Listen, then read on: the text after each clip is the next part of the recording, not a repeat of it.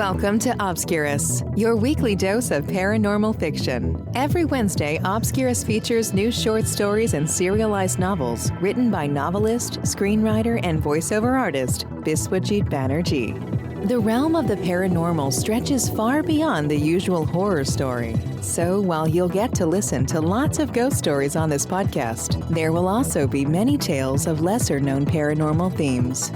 To get us started, here is your host, Biswajit Banerjee.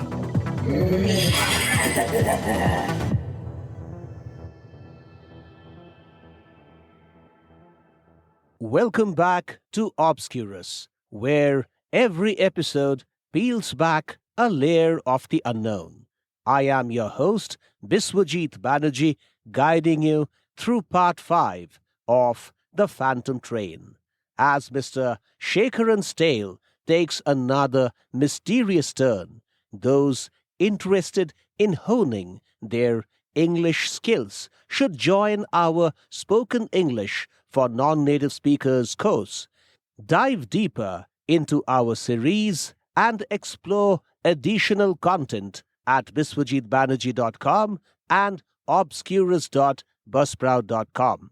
Your support on Patreon and other forums helps us continue exploring these dark tales. Now, let's get back to the shadows of Shamalpur.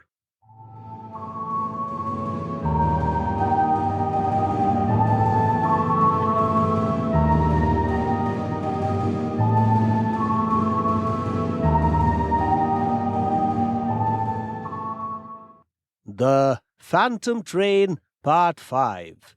Written and performed by Biswajit Banerjee.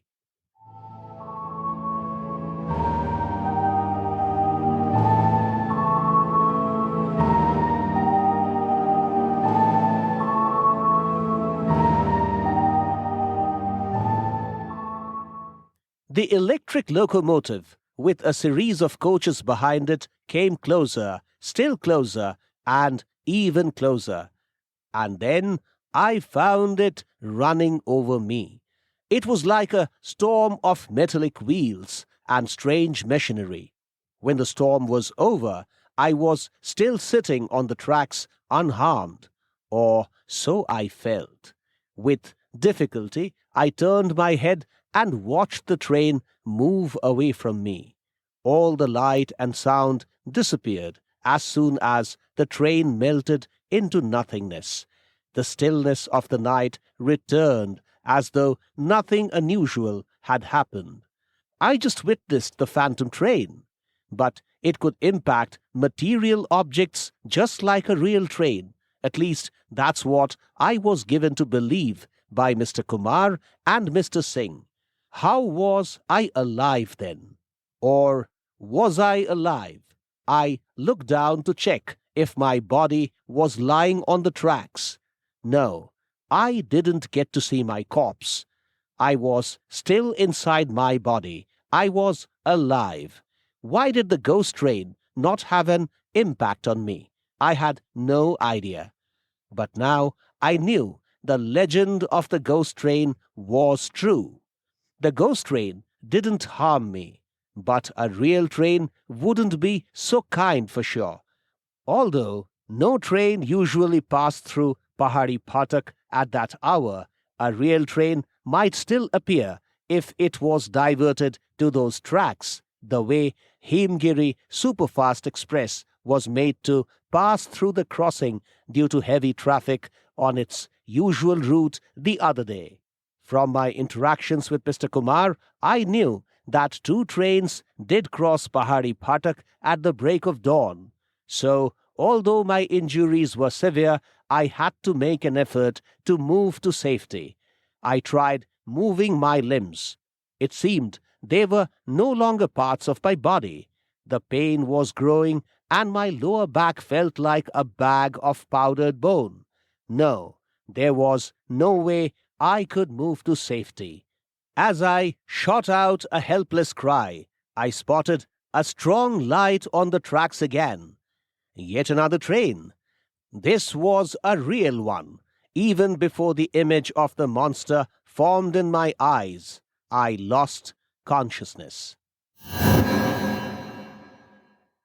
When I opened my eyes, I found myself on a bed with a stationary, old-style fan hanging from the ceiling. Someone said excitedly, "Ma'am, he has regained his consciousness." Though my mind was engulfed in a cloud of confusion, I had enough sense to make out that I was in a hospital with doctors, paramedics, and nurses busy attending to the patients. A young lady in blue with a stethoscope around her neck came over and leaned over my face. "Can you hear my voice?" she asked. I couldn't muster enough strength to give a verbal response, so I nodded. "Good. I understand you can hear me. Relax and don't stress yourself. Don't worry, you are fine." Her words were comforting indeed. The intensive care unit of the little hospital of the township was my home for the next several days. I had multiple fractures and injuries, but at least I was alive. How I survived the metallic story was beyond my understanding. The lower part of my body was completely wrapped up in plasters, but I was happy to know that my wounds weren't beyond cure. A team of doctors headed by Dr. Pramatesh Sinha was looking after me. The young lady in blue I spotted minutes after I regained my senses was also a part of the team. Her name was Dr. Sanghamitra Kakkad. That such a hospital with the latest medical gadgetry and an efficient team of doctors existed in this little township, which more often than not presented a picture of loneliness and gloom, was hard to believe.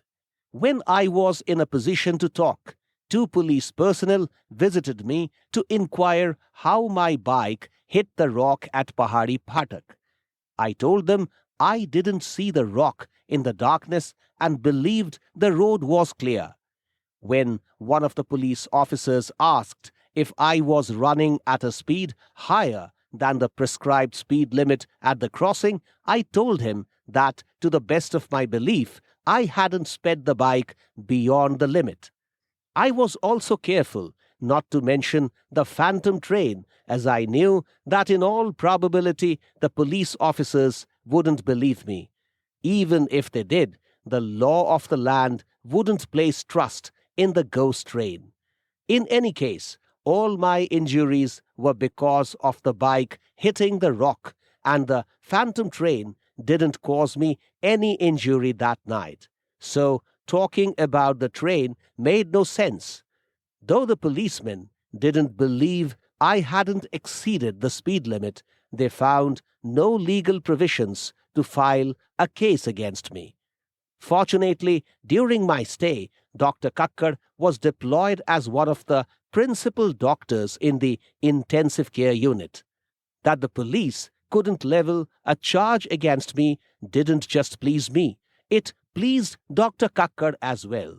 She often came to see me and sometimes even sat next to my bed chatting for long stretches of time. Her comforting words were one of the primary reasons for my resolve to overcome the trauma of the mishap. Whereas I certainly had reasons to be happy for being alive, my mind was still struggling under the weight of 3 unanswered questions. First, how could I still be breathing after being run over by the phantom train, which could hit material objects like any other tangible entity? Second, what was the light I spotted while struggling in the tracks after being run over by the phantom train? Third, how did I reach the hospital? I didn't have to wait long for the answers to the second and third questions. From the discussions that doctors and paramedics had around me, I could make out that the light I spotted after the ghost train passed over me was the light of a police vehicle. It was a part of the police operations to make sure that law and order prevailed in the little township and that no one was in need of help. When they spotted me lying unconscious at the crossing, they brought me to the emergency of the hospital. Due to my critical condition, the doctors rushed me to the intensive care unit. The authorities learned who I was from the identity card they found in one of my trouser pockets. My colleagues immediately came over to the hospital and completed the hospital formalities. The Indian government covered the medical expenses. The first question was still unanswered, and I had little hope I would ever get an answer. After I had recovered quite a bit, and the doctors had removed large parts of the plaster from my lower body, Dr. Kakkar came over to chat with me one evening. "You are much better now, Mr. Shekharan. I am so happy at your speedy recovery." "It is all because of the team of doctors and you in particular, Dr. Kakkar. My treatment couldn't have been any better." "Well, we have just done our duty." Soon, our exchanges moved from the pleasantries to more relevant subjects.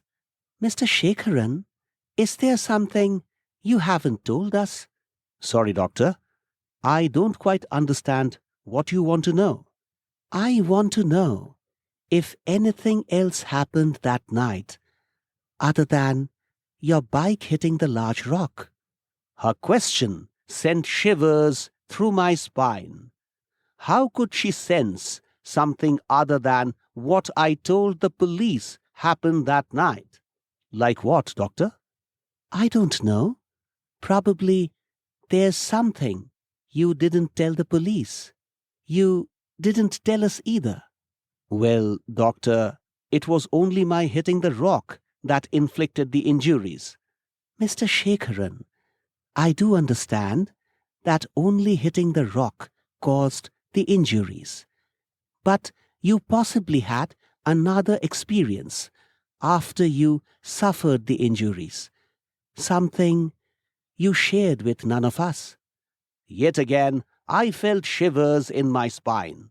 Did she know about the phantom train? "Doctor, can you be more specific?" "Yes, sure. I will be more specific.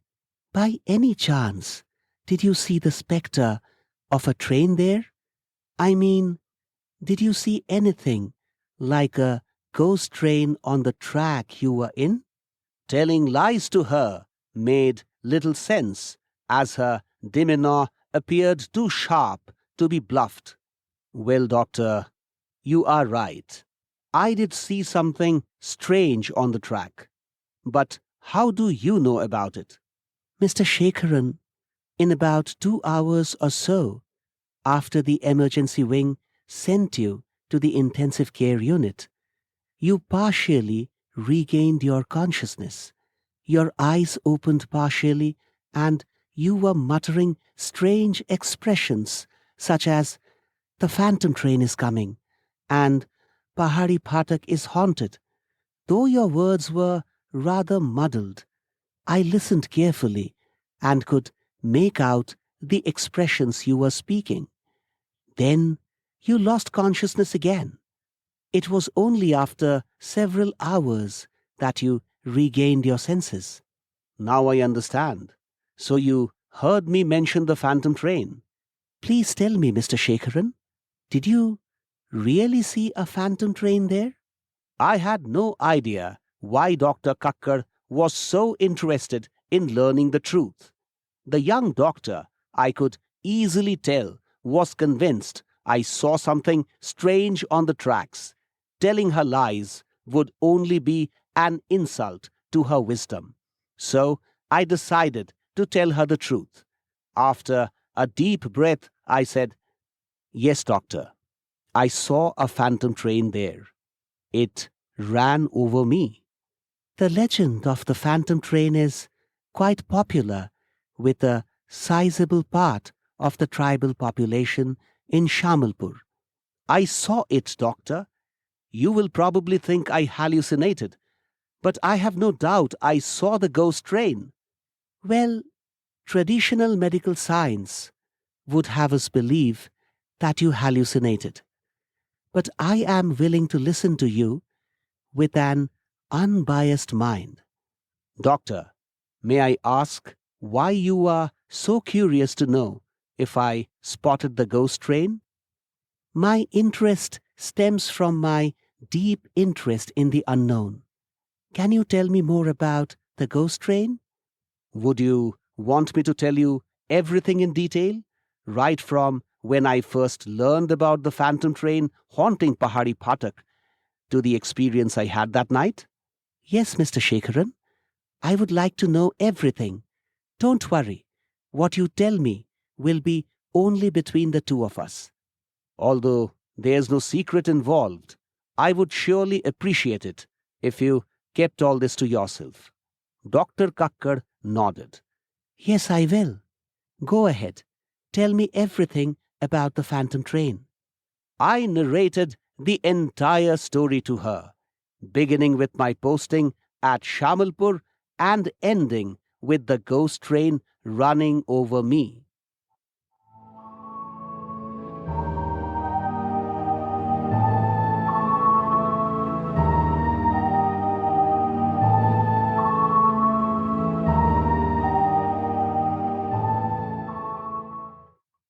Thank you for joining us for this chilling episode of The Phantom Train. The lines between the tangible and spectral continue to blur for Mr. Shekharan. What will he discover next in this haunted journey? Keep following the series on biswajitbanerjee.com and obscurus.buzzsprout.com. If you appreciate our stories, consider supporting us on Patreon and other forums.